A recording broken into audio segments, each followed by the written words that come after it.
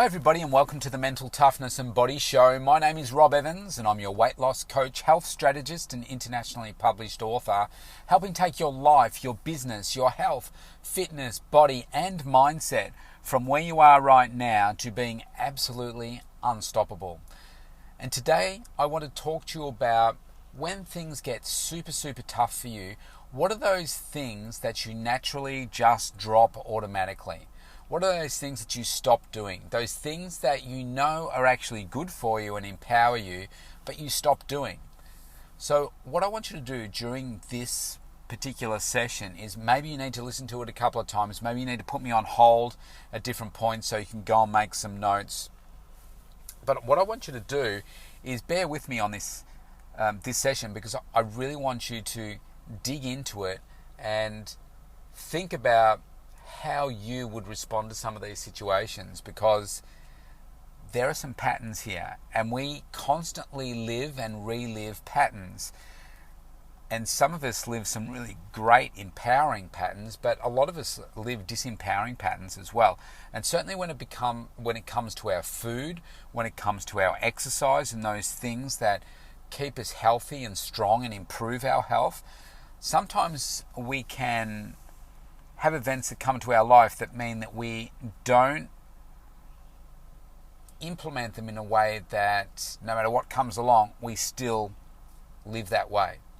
Now, one of the things that we do naturally do is, because we've already programmed it and we don't have to think about it, our brain's already downloaded it and knows what to do, and that is breathe. You don't have to think about breathing. You will just breathe. You don't have to think about your heart. Your heart will just keep beating, for most of us. It'll just keep beating, your organs will keep operating just as normal. But there are things that over the long term that influence all of those things. And the question is, are you taking the right action? So right now, I want you to think about a scenario where things have gone absolutely poo-shaped and pear-shaped, and you are really at the highest level of stress, anxiety in your life. And I want you to think about what would be those first things that would suffer. What would you be doing? And so I put this in the context also of the fact that my daughter's in hospital at the moment, and for an indeterminate amount of time. And it means a lot of disruption, obviously, to normal day-to-day life, just because of the physical travel and everything. But also because of the stress and the anxiety and everything that comes along with that, and how it is that you would respond. So that's a typical scenario. Well, certainly a typical scenario in relation to a high stress situation. So I want you to write down those things that immediately get dropped for you. Now let me give you a bit of a checklist of things. Let's talk about your health and fitness, because that's one of the first things that can go. You can be less focused on what it is that you're eating. You can be less focused on going to the gym, less focused on getting the right amount of sleep. Well, you may be focused on getting the right amount of sleep, but because of the level of stress and anxiety in your life, you may find that that's a real problem for you. So for me personally, the first couple of nights were really stressful, and I struggled to get as many hours sleep as I could because my mind was racing. You're running through scenarios, you're thinking about what you can do. But the last couple of nights, I've gone to bed so exhausted that I've slept all the way through, and the alarm's gone off in what seems like a matter of minutes rather than many hours. And because I'm mentally drained and fatigued. So we can drop a bunch of really simple things, but we can drop the eating healthily. So we can be drawn to more high energy carbohydrates.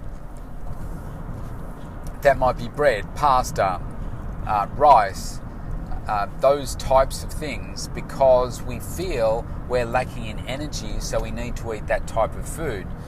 We can be drawn to sweeter things because we are more fatigued and emotional, and we can feel like, well, I'll just have this chocolate, I'll do this. I'll fall back into some old habits that, let me just call it emotional eating, where you are not living the way that you really want to, but you're falling into those habits that will make you feel better in the moment. Maybe you're not drinking as much water, but you're drinking more soda, soft drink, as we call it here in Australia, fruit juice, coffee, alcohol. Maybe there's some substance abuse in there as well that you're partaking in to try and help you manage whatever it is that's going on. So that's not something that you drop, but maybe it's something that you're now introducing to help you cope with it. I've worked with a number of clients before that have used alcohol as a masking tool to block out what's going on in their life, to kind of numb things down so that they can get through. I'm sure you can relate to what it is that I'm talking about. What happens with your partner? What happens with your friends? What happens with your family? What happens with your kids? What happens with your work? What happens with your work colleagues? All of those things. Write a list of those things. If you could put yourself in the highest stressful state right now, what are those things that would automatically drop for you? So then, welcome back if you've put me on pause. The next step is to work out, so how do we then identify in this state now where we are not at that point of high stress, where you're in a calmer state and you think, okay, if I was in that position, these are the things that I would really want to make sure that I still do. For instance, in times of high stress and anxiety, what is something that's really deeply impacted? Our mental health, our mental well-being, which can then have an impact on our physical well-being. So you might look at it and say, well, look, ideally, what I would like to do is continue my routine of walking, of strength training, of keeping up eating healthily, because I know when I do those things, I function a lot better. I concentrate better, I'm more focused, I'm more energized to cope with the stressful situation. If I give you an example of how I work with my female clients that are pregnant, I say to them, if you can become a stronger person during your pregnancy, like physically stronger, not only will that be good for your physical, giving birth, the labour, but you'll also recover quicker. But not only that, you'll be in a much better mental state because, look, no men can truly relate to this because we don't have to have our bodies go through this, but over a 9-month period, to have this little human inside you take over your body and your tummy grows and you no longer look the way that you want to look, and you maybe put on somewhere between 8 to 14 kilos or something like that in a healthy range. A lot of people put on 20 to 30 kilos. Then that's really telling. I mean, obviously physically, but also mentally, because it's like, man, I worked so hard for where I got to, and now this has happened, and you can really beat yourself up. And I find that if you can exercise right through your pregnancy up to giving birth, you will be stronger for the delivery, you'll recover faster, and you will feel more enabled to regain the confidence in your body post-birth. And that's not like, okay, the baby's out, day 2, let's start exercising like you were before. It's not about that. It's about giving you the confidence to know that you can return to exercise when you're ready and want to do it with some passion and enthusiasm, because now the baby's out and you can start to reclaim your body and health, and give you a sense of break and focus as well, and help you feel energized, because it will help you sleep better, even though a new baby sleeping is an absolute premium. But all of these little bits of action that you take add up to being a more healthy, focused, mentally alert, energized, better feeling you. So, because you're in that state of, yep, these are the things that I want to do, write down a list of all those things that are just, this is what I would like to do. And do it in the sense of, this is a perfect world, this is what I would like to do. And then go back through the list again once you've established a comprehensive list and go nuts with it. Think of all the different things you would like to do. And then I want you to go through and put like 3 stars next to the ones that you say, these are an absolute must for me. These are an absolute must. No matter how bad things get, I must do these things. And so, for instance, for me, there are some definite musts that I must do, and that is still do my strength training. I must still do a little bit of cardio, so making sure that I'm active, because that's just good for my back maintenance. I must also make sure that I'm eating highly nutritious meals, sticking to my meal plan, and making sure that I've got convenient, healthy options around me.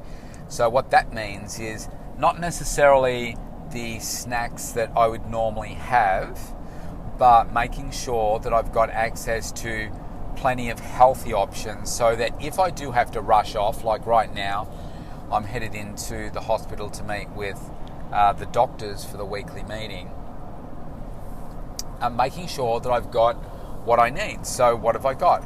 Well, I made up a healthy salad beforehand with some beef strips in there, and I'll be eating that in about an hour and a half's time. So that just comes with some preparation. Otherwise, what am I going to do? I'm going to have to try and find hospital food somewhere, which is going to be not what I would normally eat. Another thing that I would do is make sure I've got some protein bars, maybe I've got some fruit, maybe I've got some other snacks, like maybe a little bag of popcorn or something like that. Now, I know that I need to be back home at 4 o'clock. It's almost midday now. So my next meal after lunch is going to be at home. So I don't need to take anything else with me today. But if I was unsure, then I would take more food with me. So that's an absolute must for me. Excuse me, I'll just take a sip of water. Because I know that if I'm not eating well, then I'm not getting the most out of my exercise. If I'm not exercising, I know that I'm not doing what I want to achieve for my body and my mental health. And another one is water, making sure that I'm drinking my 3 litres of water a day, making sure that I'm getting ample sleep as well. So all of those things are absolute musts for me. Yes, some of the work is going to suffer. I mean, where I am right now, I'm just, again, I've said what's an absolute must? I must serve my clients. So I'm making sure that I do that. Where I need to reschedule people, I will. If I need to Zoom classes, for instance, like I did the other day, I did a Zoom session from my car in the car park of the hospital, so that I could be with my daughter before and after the session. So they are absolute musts for me. And, well, obviously staying connected with my other daughter and making sure that she's taken care of as well. So they're my musts. Other things can wait. If it's growing the business, if it's doing the next marketing campaign, doing a whole range of these things in an absolute stressful situation, some things just have to wait, and you need to be okay with that. So this is why if you go through this exercise, you'll work out what that is. So this is a bit of contingency planning, some risk mitigation, making sure that you are in a really good position to be able to manage everything that's going on in your life, still achieve the goals that you want to achieve, but still take care of yourself at the same time. Many of us tend to just drop everything. It would be easy for me to say, oh man, I need to cancel everything and just stay 24/7 by my daughter's bedside. The reality is that she's in the best care possible. We do need to still make sure that our lives can continue on as normal as possible, and that's not to sound like we're not taking care of our daughter. It's really just to make sure that you can maintain your sense of normality, making sure that you do take the time out for yourself, as well as the time out to spend time with your daughter, or my daughter in this case, and knowing that she's in the best place. She's safe. She's been taken care of. Her normal 9 to 3:30 days taken up with school, and then it's just the times outside of that to make sure that she's staying connected and all that kind of stuff. So with us being her mum and dad, and that's about the best that we can do when we don't live so close to the hospital. It's a challenge, but we can't completely stop everything and uproot everything. We can make modifications, but the nature of the work that I do, I need to be a one-on-one or one-on-two, one-on-few, one-on-many. So that requires my physical presence for a lot of the time. Doesn't make any of this easy. And I know some of you may be listening to this saying, well, I don't think you're being a good father. I don't think you're looking at it the right way. You should be doing, this and this instead. And that's fine. I mean, I don't think there's a right or wrong in this situation. You've got to come up with what's right for you based on your values and beliefs. And mine tell me that I want to spend as much time as I can with her, but it also tells me that I need to make sure that I look after myself, and I also need to make sure that I can keep my business running as well. So you can't just shut up shop for a couple of months while other things take place around you. You've got to find a way to be agile so that you can quickly pivot and change things around as you need to, so you can do everything. So they're my thoughts. It's a great exercise to do. I've gone through this a number of times before, and if you've never done this, then you'll find that the first time you actually put it into practice, it's like coming up with a plan and then putting it into practice. The first time you do it, you're probably not going to be very good at it, and you'll say, oh wow, there were things that I said I wanted to do but I didn't do, and this was the outcome of that. So do I need to really raise this up in the priority level and say, yeah, well, if this happens again, I can't do that. I have to absolutely make this a must, otherwise I will end up in the same place again. I don't want to do that. So practice it and make some tweaks and changes. It's taken me years to probably get to that point where I know I cannot drop my exercise. I cannot drop not sticking to my meal plan. I cannot stop being focused on some goals as well as the bigger picture of what's going on outside and around you. You've still got to stay focused on what are those other things you've got going on in your life and prioritise what needs to be just put on hold for the moment and what you need to keep pushing on through and keep chipping away at. All right, so wherever you are in the world, stay safe.